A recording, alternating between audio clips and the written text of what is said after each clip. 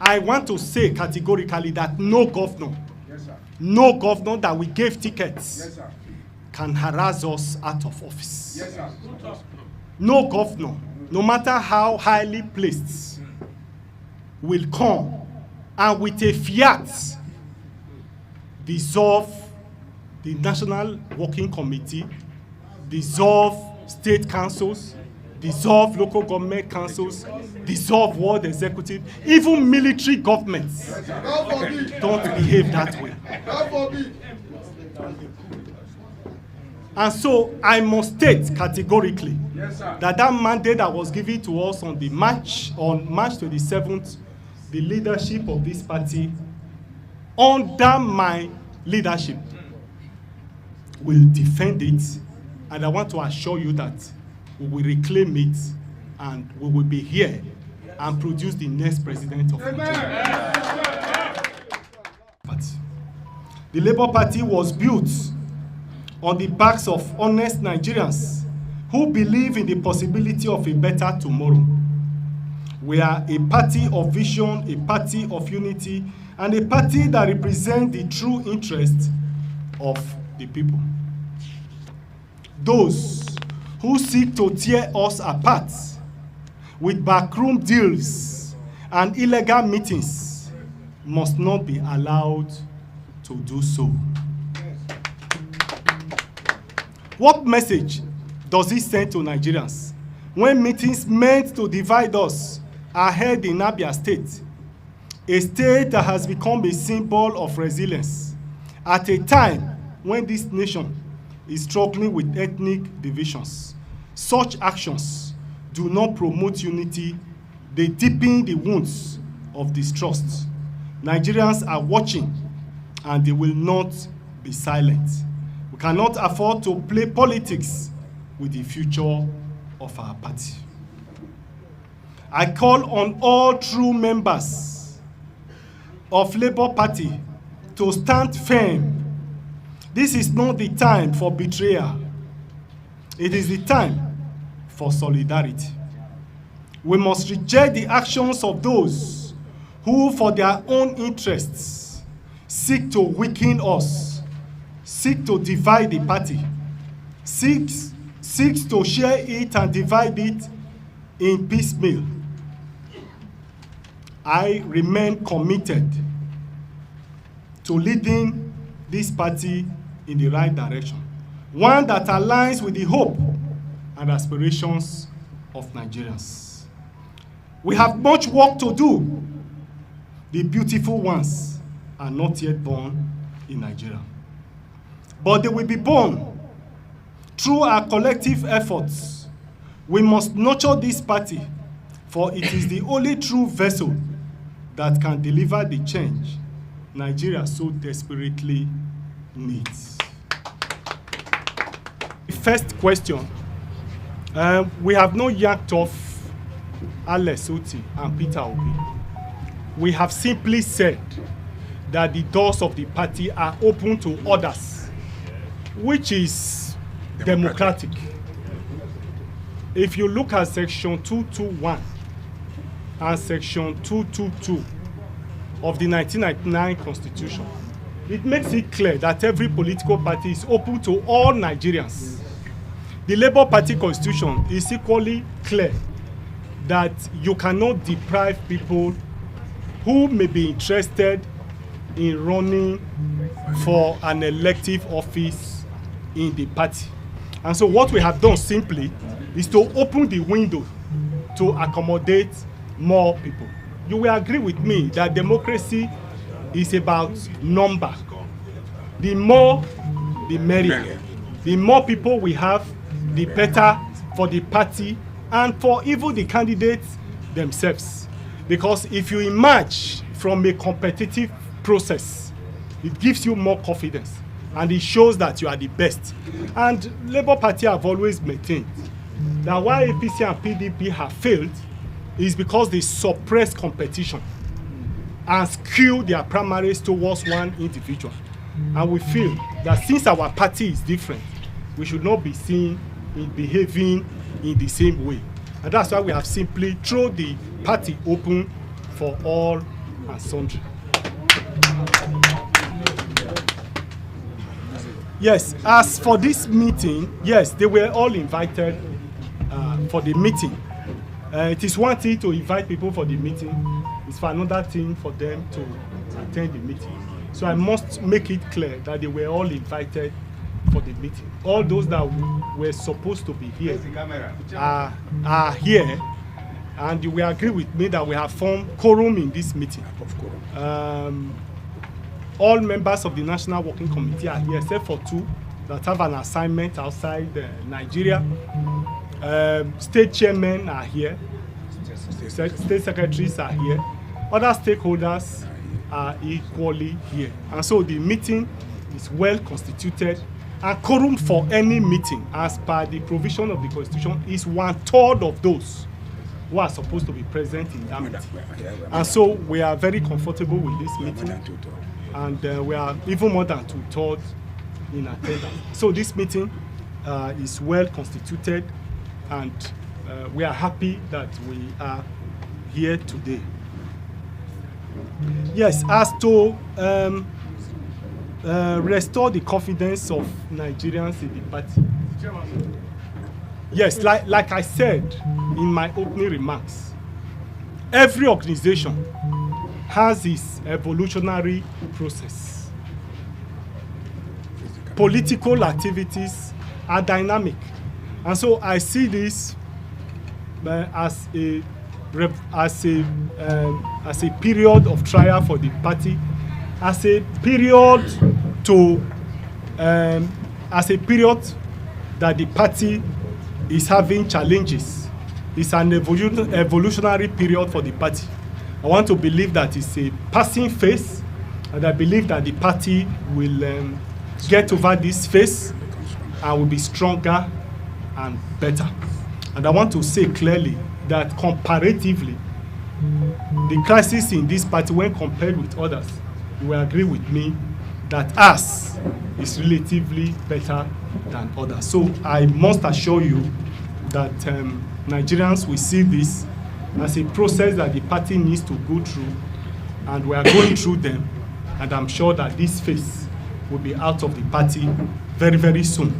You will agree with me that this party has been under attack since after the general election.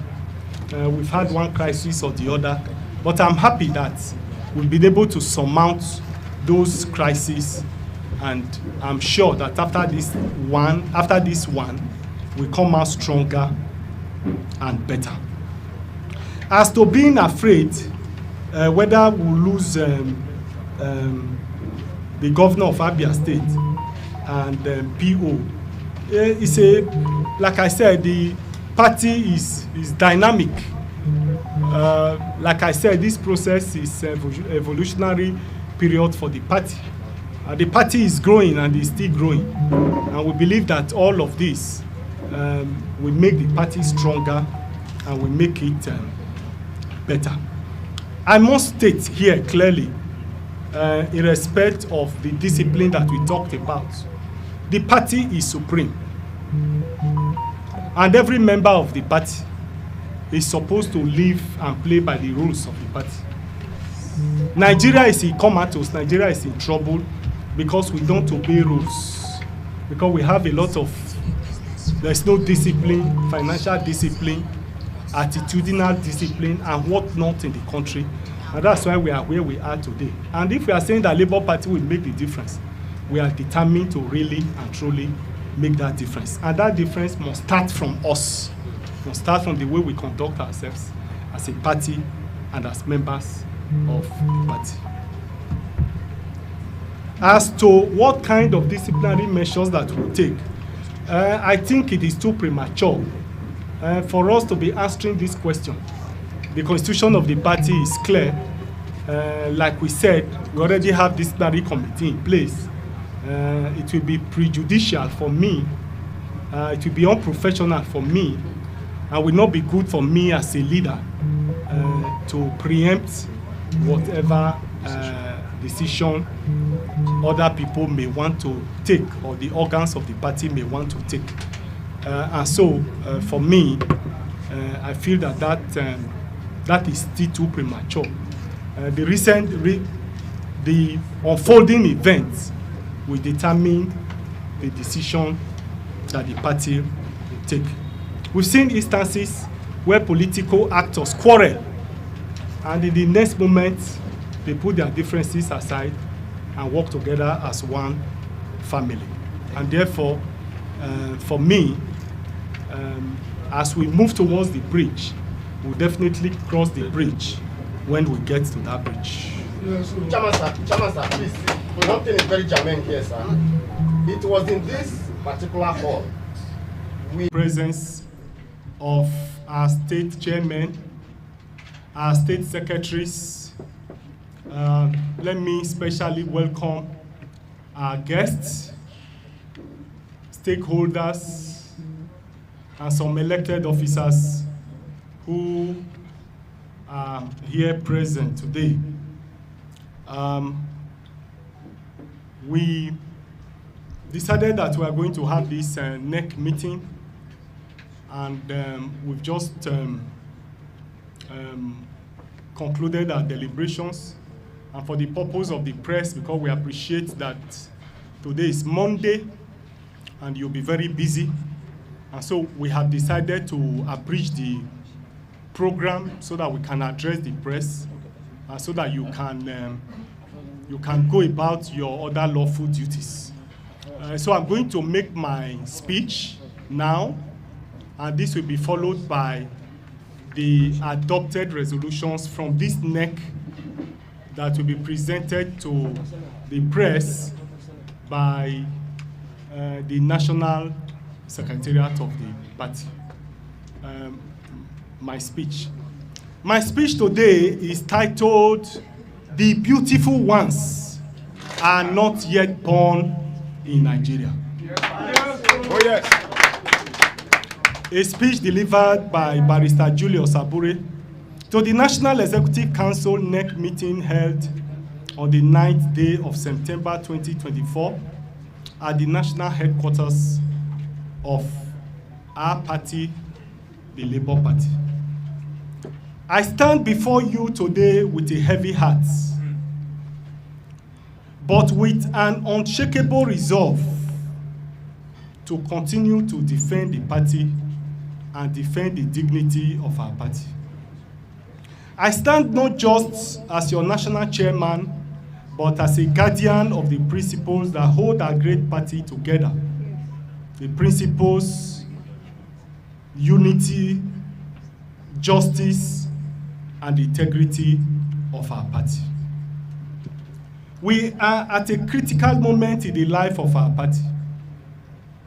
Recent events have shown that those who should stand with us in the fight for a better, restructured, organized, and united party have chosen a different path.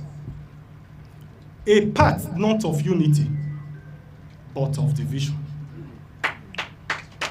I speak of course, of the illegal gathering that took place in Abia State, an attempt to create a rift within our party, led by no other than His Excellency Peter Obi and the governor of Abia State, Alex Chioma Otti. This meeting held without the authority or consent of the National Executive Council and sought to install a so-called new leadership. Let me be clear. This action was not just illegal, it was a betrayal of everything the Labour Party stands for.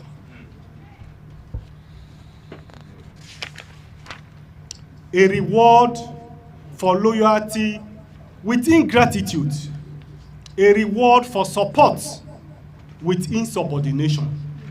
The Labour Party has always been a beacon of hope for the oppressed, the marginalized, and the voiceless in Nigeria. Our mandate is to unite this country, not divide it. Yet, here we are, faced with a situation where individuals who benefited immensely from the trust and support of this great party now work to destabilize it from within. This is why I say the beautiful ones are not yet born in Nigeria. For those who have chosen to align themselves with this illegal action, I urge them to reconsider their action of creating division. It's not just a political maneuvering, it is a dangerous game. A game that, if allowed to continue, will dig a hole too deep for us to climb out. Division within the Labour Party is division within Nigeria. And make no mistake, the consequences of such action will not only affect the future of this party, but the future of those who want to run election under the platform of this. I have watched with astonishment a viral video where the governor of Abia State, His Excellency Dr. Alex Otti, stated that he was told by INEC that Edo and Odo elections for Labour Party are in jeopardy due to my mismanagement of uploading polling unit agents. In my usual way, or in my usual style, I would not have responded to the statement. But for the records and for the manner in which that video have gone viral, it is imperative on my part for the future for us to put the records straight. Following the controversies with the Edo Goba candidate, the access code for uploading of polling unit agents for Edo was handed over to Barrister Olumide Akpata to enable him upload his polling unit agents. We have acknowledgement letters that was used to forward that access code to Barrister Olumide Akpata.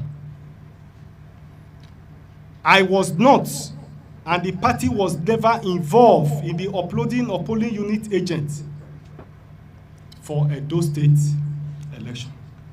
The access code for uploading polling unit agents have equally been handed over by INEC to the Ondo Goba candidates. In the same video, Dr. Alex Otti also referred to the flouting of a Supreme Court judgment, which according to him may affect our party candidates in 2027 general election. I want to say clearly that I'm not aware of such Supreme Court judgment. I've never cited it. I was not a party to it.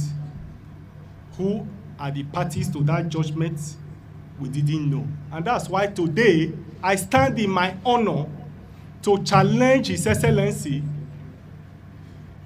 Dr. Alex Otti, the governor of Abia State, to make available to the public the Supreme Court judgment that he talked about that necessitated his action.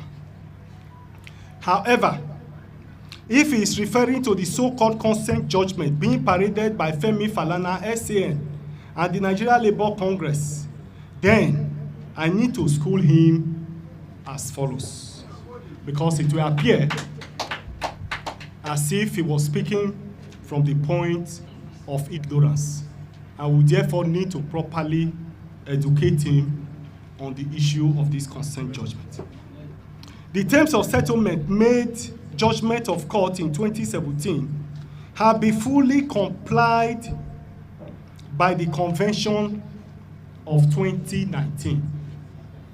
The only viable thing in that consent judgment was that we should have an all-inclusive convention.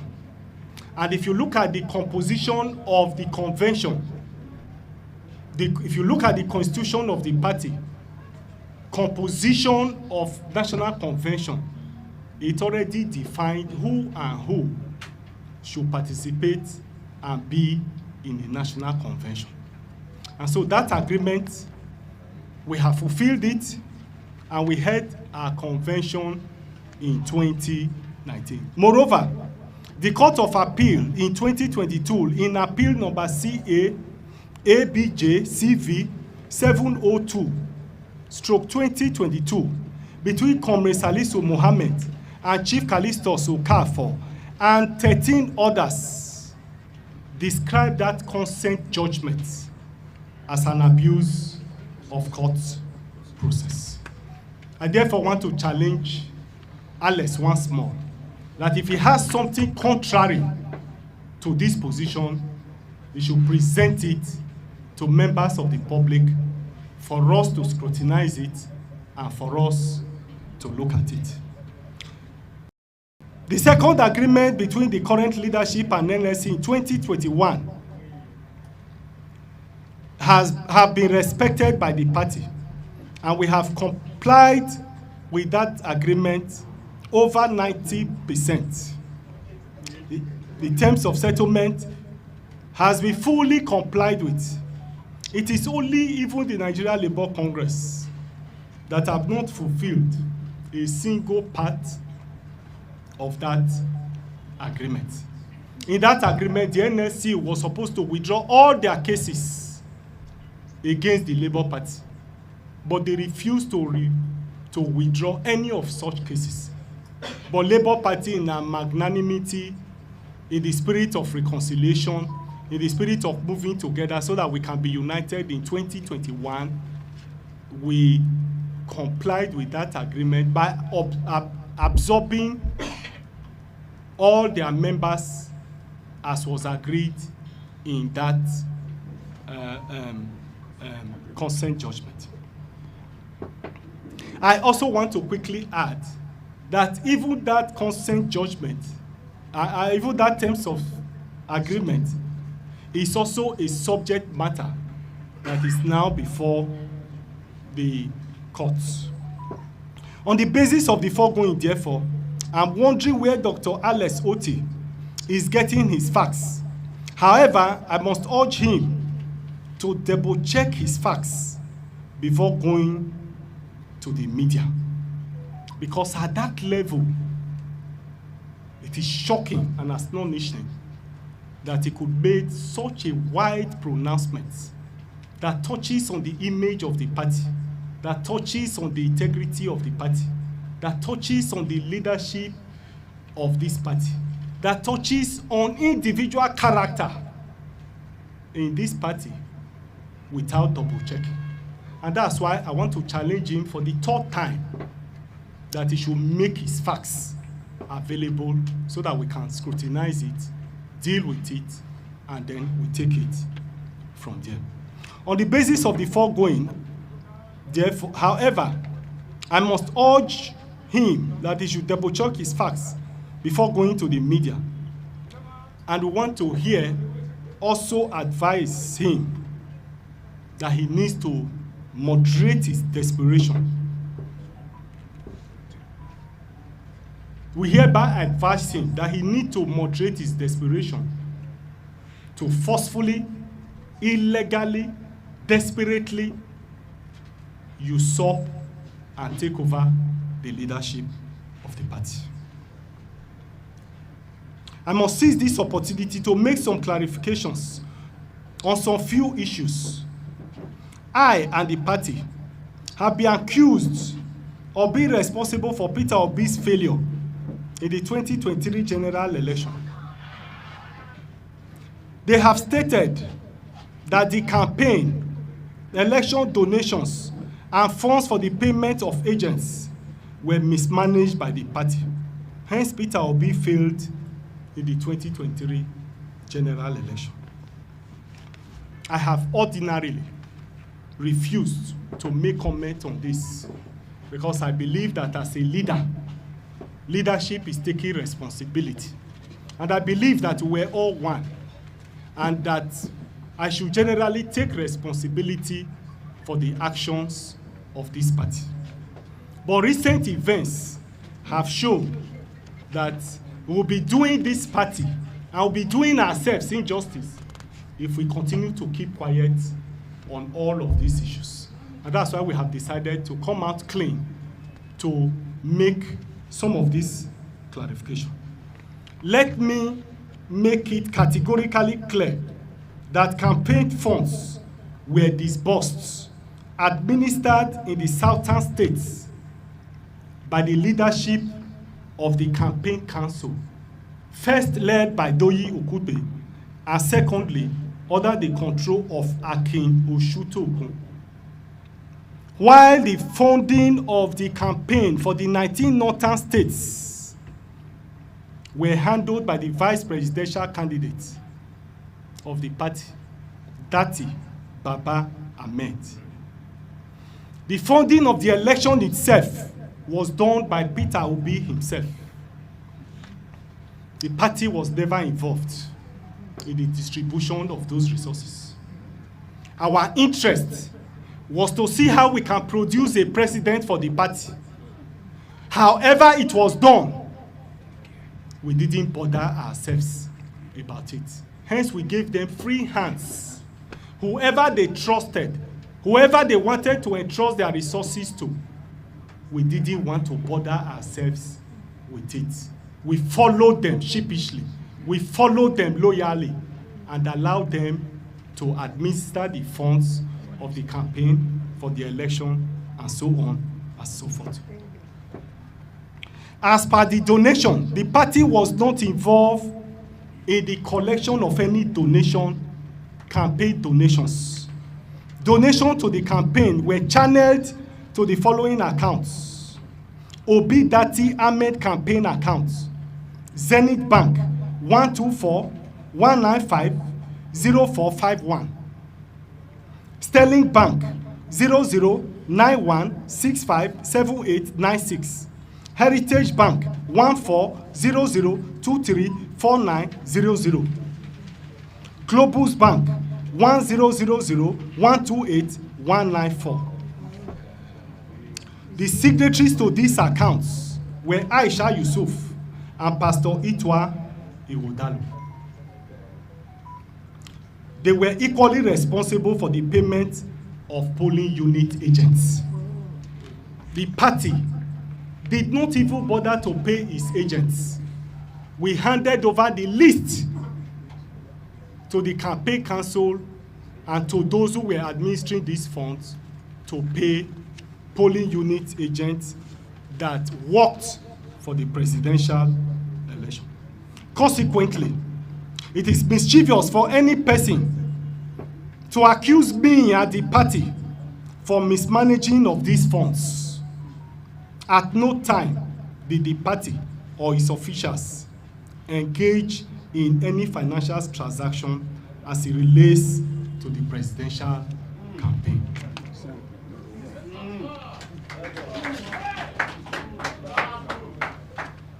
At this stage, it will be safe for me to conclude that I and my colleagues at the level of this NWC was elected in the convention of our party held on the 27th day of March 2024. And we will therefore defend the mandate that has been given to us freely by members of this party. Yes, sir. Yes, sir. Together, we will continue to build this party onto a formidable force, one that truly represents the interest of Nigerians.